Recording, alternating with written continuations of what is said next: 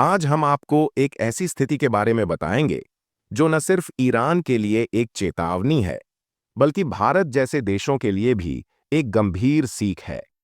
Iran की वायुसेना की जो हालत है, वह हमें यह समझाने के लिए पर्याप्त है कि अगर हम अपनी वायुसेना को लगातार नजरअंदाज करते रहे, तो भविष्य में हमें भी ऐसी ही समस्याओं का सामना करना पड़ सकता है।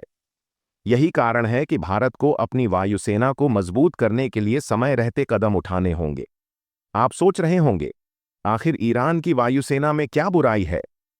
तो आपको यह जानकर हैरानी होगी कि ईरान की वायुसेना आज भी अमेरिकी द्वारा 1960 के दशक में दिए गए पुराने लड़ाकू विमानों पर निर्भर है।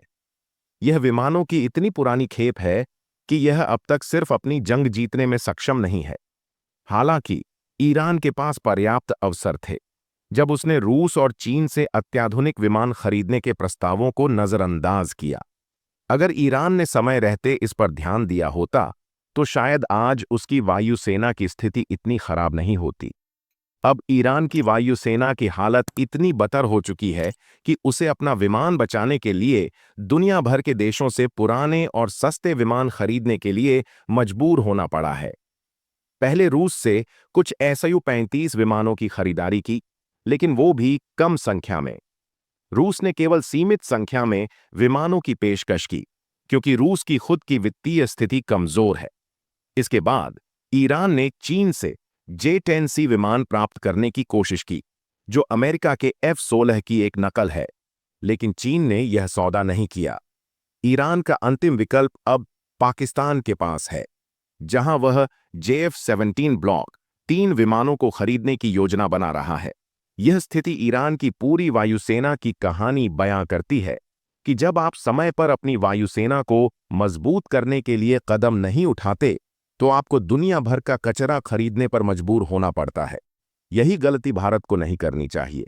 आजकल जब हमें अपने पड़ोसियों, खासकर चीन और पाकिस्तान से खतरा है, तो यह और भी जरूरी हो जाता है कि हम अपनी वायुसेना को आधुनिक और मजबूत बनाएं। भारत ने अपने थल सेना और नौसेना के लिए कई योजनाओं को मंजूरी दी है, लेकिन वायुसेना के मामले में हम हमेशा ही पीछे रहे हैं।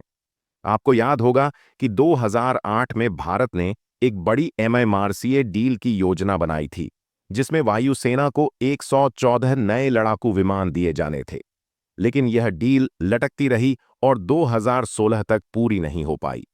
2016 में जब डोकलाम संकट सामने आया और चीन ने भारत के दरवाजे तक आकर अपनी सैन्य ताकत का प्रदर्शन किया, तब जाकर भारत ने राफेल विमानों की डील की। लेकिन यह डील भी तब महंगी और समय में देरी के साथ हुई। हमने राफेल की डील से पहले MMRCA डील को टालते हुए समय गंवा दिया। आज हम सवाल करते हैं कि क्या 33 राफेल विमानों से हम चीन और पाकिस्तान का मुकाबला कर सकते हैं? इसका कोई स्पष्ट उत्तर नहीं है, क्योंकि हमारी वायुसेना को अभी भी बहुत सुधार की आवश्यकता है। हमें यह सुनिश्चित करना होगा कि हमारी वायुसेना तैयार रहे और समय रहते अपने विमानों की संख्या बढ़ाई जाए, ताकि हम किसी भी संभावित खतरे का सामना कर सकें।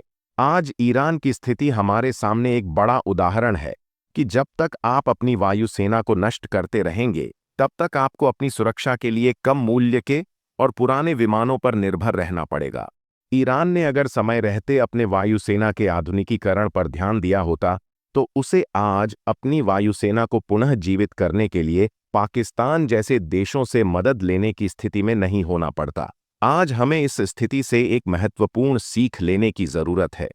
भारत को अपनी वायुसेना को प्राथमिकता देनी चाहिए और इसके आधुनिकीकरण के लिए त्वरित कदम उठाने चाहिए। हमें राफेल विमानों की संख्या को बढ़ाने पर ध्यान देना चाहिए, साथ ही नए विमान जैसे कि F-35 और SU-57 पर भी विचार करना चाहिए। वायुसेना को मजबूत किए बिना हम किसी भी बड़े सैन्य संकट का सामना नहीं कर सकते। समय रहते यह कदम नहीं उठाए गए, तो भारत को भी ईरान जैसी स्थिति का सामना करना पड़ सकता है और हमें पुराने और सस्ते विमानों पर निर्भर रहना पड़ेगा। इसलिए हमें अपनी वायुसेना की ताकत को बढ़ाने के लिए हर संभव प्रयास करना होगा। ये स्थिति हमें यह सिखाती है कि हर युद्ध, हर संकट से पहले हमें अपनी सुरक्षा के हर पहलू को मजबूत करना चाहिए। हमें हर मोर्चे पर तैयारी करनी चाहिए, ताकि कोई भी देश हमसे बिना मुकाबला किए हमारी सीमा तक न आ सके। दोस्तों, अगर आपको ये वीडियो पसंद आया हो तो होने देश के लिए लाइक और चैनल को सब्सक्राइब करना ना भूलें। जय हिंद, जय भारत।